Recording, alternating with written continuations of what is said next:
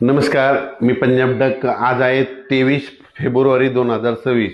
मी म्हटलं होतं ना, राज्यामध्ये 22 फेब्रुवारीपासून बऱ्याच ठिकाणी खूप पाऊस पडेल, कुठं गारपीट होईल. तर राज्यात काय झालं की खूप ठिकाणी गारपीट झाली, पाऊस झाला.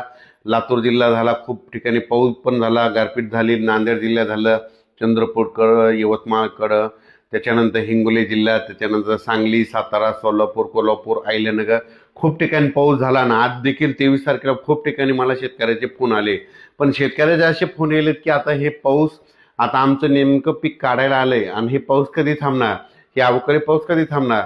तर राज्यातल्या सर्व शेतकऱ्याला सांगू इच्छितो की राज्यामध्ये सांगायचं झालं तर आज 23 तारीख, उद्या 24, 25, आणखीन 2 दिवस राज्यात थोडं खराबच वातावरण राहणार आहे. म्हणून हा अंदाज लक्षात घ्यायचा.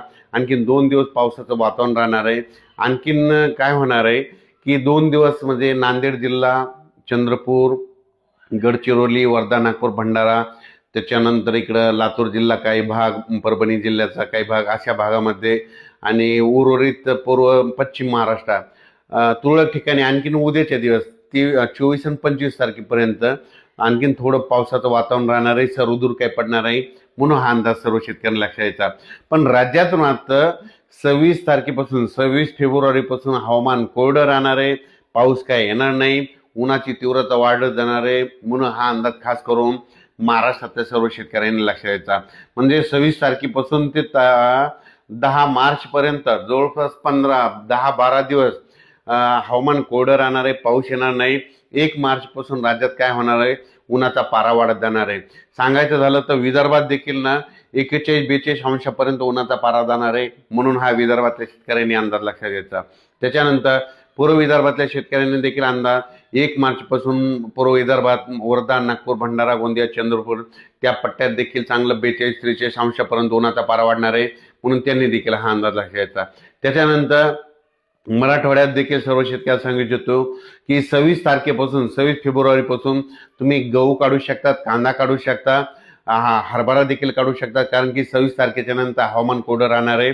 26 फेब्रुवारीपासून हवामान कोरडं राहणार आहे. म्हणून मराठवाड्यात शेतकऱ्यांना शेतीची कामे करायला काही हरकत नाही.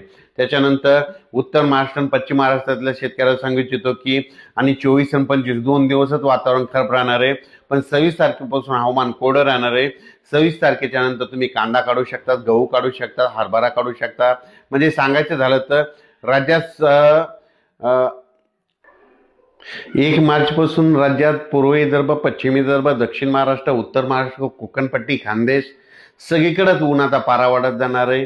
काही ठिकाणी 38 अंश, कुठं 36 अंश, कुठं 40 अंश, कुठं 42 अंश असं उन्हाचा पारा वाढत जाणार आहे. म्हणून हा अंदाज खास करून शेतकऱ्यांना लक्षात घ्यायचा.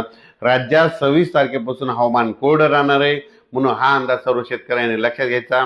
आणि आपण आपलं हरभऱ्याचं पीक काढू शकता, गहू काढू शकता. फक्त राज्यात मात्र आता 2च दिवस, आज 23 फेब्रुवारी, उद्या 24 आणि 25 या 2 दिवसामध्येच आता राज्यात थोडं वातावरणात बदल राहणार आहे. म्हणून ही अंदाज लक्षात घ्यायचा. धन्यवाद.